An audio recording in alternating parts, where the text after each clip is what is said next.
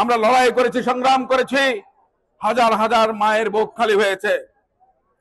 15 বছরের স্বৈরাচার বিরোধী আন্দোলনে বাংলাদেশ জাতীয়তাবাদী দল সহ শরিক দলের বহু নেতাকর্মী, বিরোধী দলের বহু নেতাকর্মী খুন হয়েছেন, গুম হয়েছেন।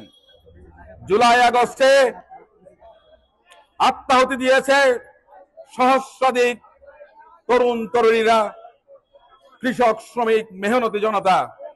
তাদের রক্তের সঙ্গে অন্তর্বর্তীকালীন সরকার গাদ্দারি করবেন না, সেটার প্রমাণ পাবো অবিলম্বে।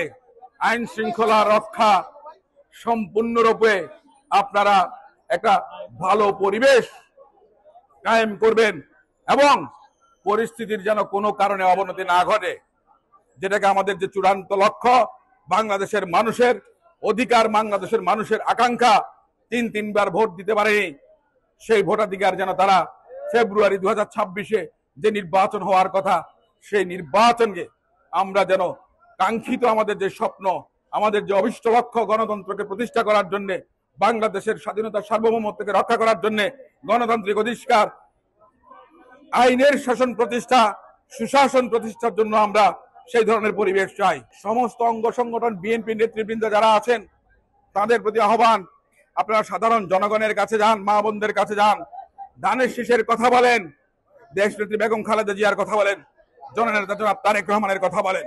আমার কথা বলার প্রয়োজন নাই। ধানের শীষের কথা বললেই বাংলাদেশের স্বাধীনতা, সার্বভৌমত্ব, উন্নয়ন প্রতিষ্ঠিত হবে।